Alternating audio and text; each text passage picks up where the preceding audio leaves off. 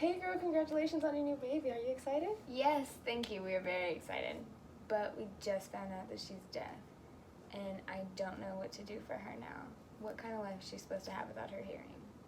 Well, having a deaf daughter myself, I could probably give you some advice. Is that cool?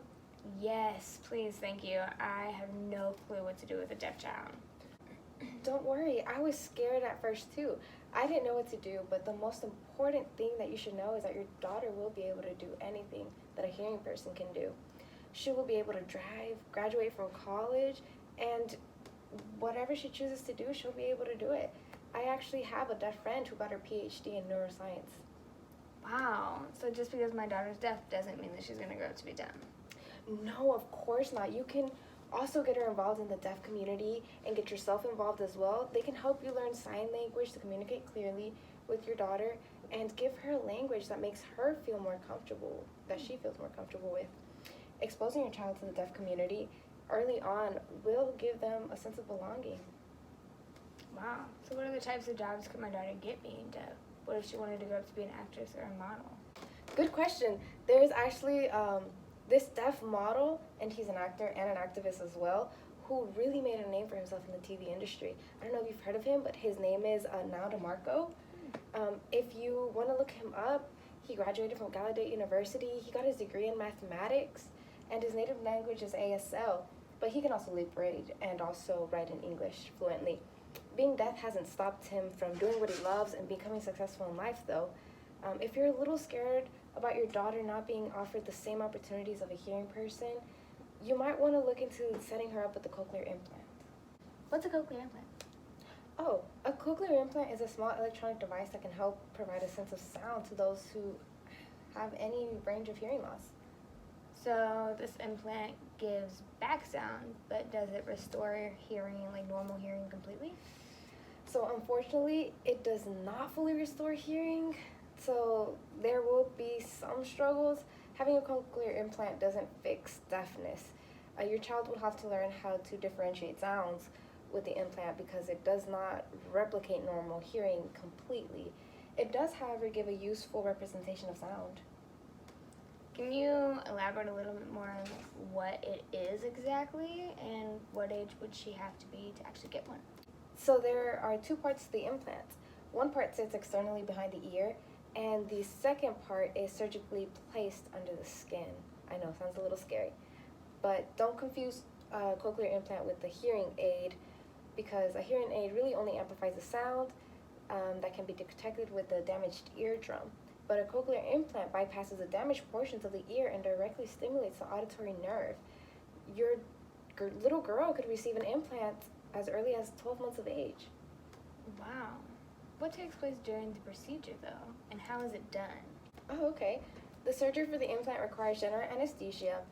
Because it's a surgical cut that has to be made behind the ear, though, shaving part of the hair might be necessary. But surgeons must open up that bone behind the ear with a microscope and a bone drill, and that's how they insert the internal part of the implant. After the surgery, your child might have some temporary stitches behind their ear, and they might feel a little bump where the receiver was implanted.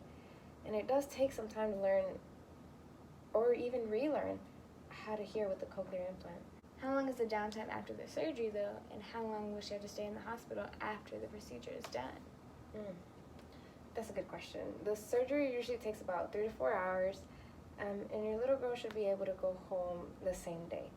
But it takes about 3 to 4 weeks before the incision heals and the implant can be activated. After it is activated, though, it takes practice to learn to differentiate sounds with an implant, and usually involves the help of a speech-language pathologist when learning to interpret the sounds created by the implant. Giving a deaf or hard of hearing child access to a cochlear implant early on, though, exposes them to sounds as they develop speech and language skills. Children who are started off young and receive intensive therapy along with the implant are better able to hear and comprehend sound. You probably should first consult a medical socialist, though. If they decide that getting a cochlear implant is the best thing for your child, then you should definitely do it. Okay, yeah, I will for sure do that. I was also worried about her rights as a deaf child, so I was looking at some stuff online that I think is really interesting. It could also be helpful for you to know this stuff as well, since your daughter is still young. Do you think we could talk about them? Yeah, of course. So I heard of the Early Hearing Detection and Intervention, and this is the law that made sure that I would find out if my daughter was deaf or hearing before we even left the hospital after she was born. Yeah, that is true. But the rest of the law is that if the hearing test fails, then there has to be a subsequent test done by 3 months of age. Now, I heard that if she's truly hearing impaired, that she would go into our state's early intervention program. What is that? The early intervention program is for kids of all disabilities or learning issues. The state has this program in place so that your daughter will have people there to help her make sure that she doesn't get behind in learning just because she's deaf.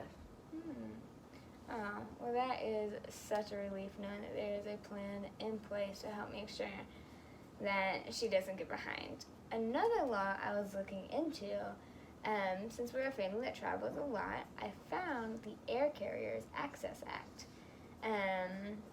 Will this help my daughter when it's time for us to travel or when she's old enough to travel by herself? Yes, this will help. This requires state and international airlines to have modifications for every person with a disability. The airline needs to make awareness of the disability and the needed method of communication for the person. And if I were to give my daughter a service dog later down the road to help her, would they allow the service dog to travel with her? Yes, it is protected under that act, and that the airline must allow the service dog to travel with their owners. Oh, that's good. Now, what about in the future when she wants to move and get her own place? Will she have to live with me forever? Or will she be treated fairly and be able to get her own apartment or house? She will definitely not have to live with you forever.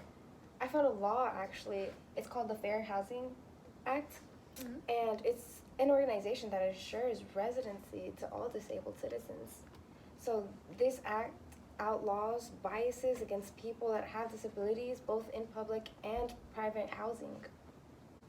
So when she moves into a place, she will be able to put in aids that will help her residences be more accessible to her? Yeah, for sure. She will be able to make any accommodations she needs.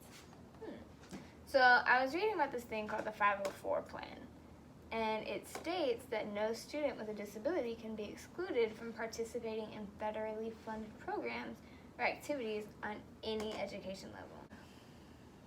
I actually read up on that. And the good thing about that is that it doesn't matter what level of disability your child has or what category it falls under medically. Your child can still qualify for a 504 plan. Exactly, that's right. I just need help finding out how to get my child enrolled in the 504 plan. Oh, I can actually help you with that. It really is simple. First, you document your child's needs. This needs to include medical diagnosis. Other sources can include report cards, homework, private evaluations, stuff like that. It should be really easy to get all that together. What else would I need? Next, you would need to find out who the school's 504 coordinator is. Every public ISD must have at least one staff member who coordinates 504 plans. And I should be able to find this person on the school's website, correct? Yes, you can. Ask the principal of your school. The next thing you would need to do is file a formal request for a 504 plan. And how would I make this request? You would need to write a formal request, pretty much just stating why you need the 504 plan for your child. So in our case, we would need the 504 plan because our childs are deaf. Next, you would just need to follow up on your request with your 504 plan coordinator. And I can do that through email, right? Yeah, of course. Okay, yeah. I know it is very important for our children to get an equal education. Yeah, there are actually a lot of schools that you could even look into if you were interested in sending your little girl to a deaf school. That way, you can be secure that she'll be getting a fair education and can excel in her learning. So sending her to a deaf school actually sounds like a great idea. I love that. But which schools offer deaf programs? Oh, well, it depends on what type of school you want to look into. So I found a nice private school in San Antonio. It's called Sunshine Cottage. Private schools are pretty expensive. Do you know how much that school is? Well, it is up to 6K a year, but they are flexible depending on your income.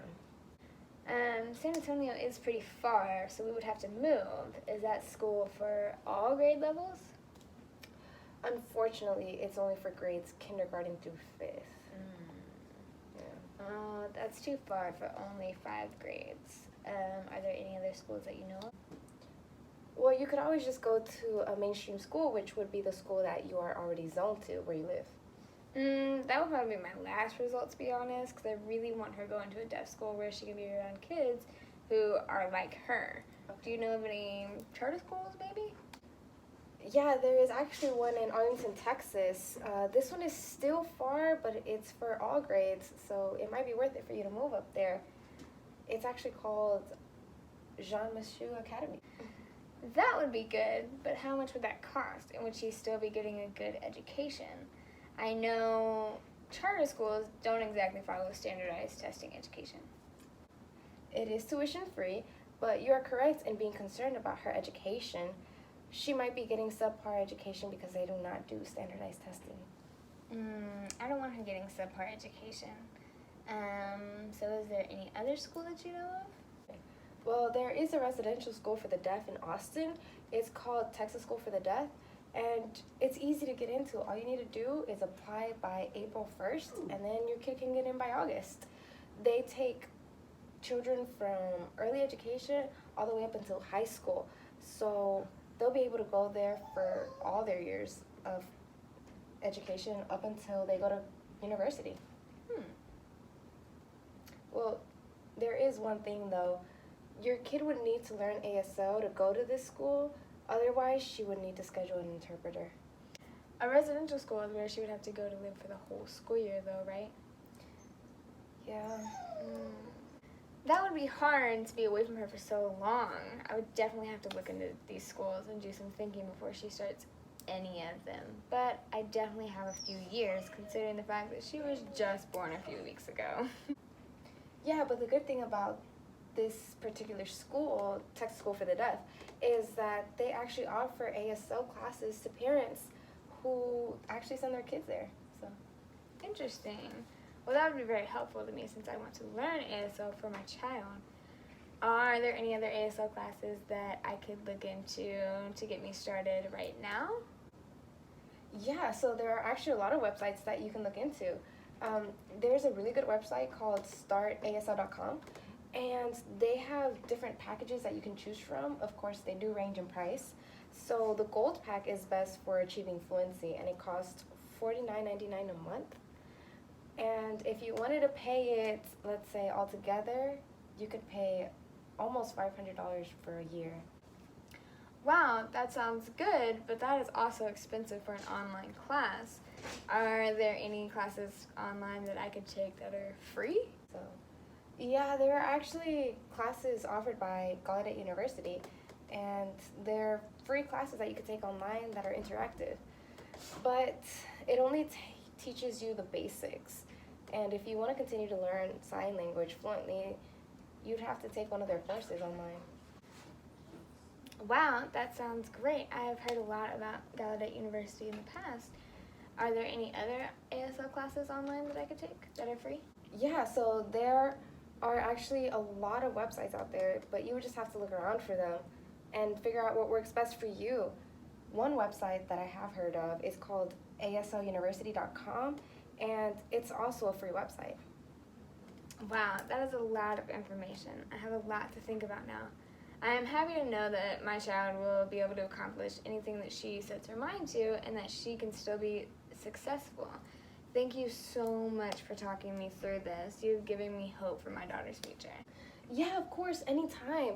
I look forward to watching our kids grow up into successful and intelligent deaf adults.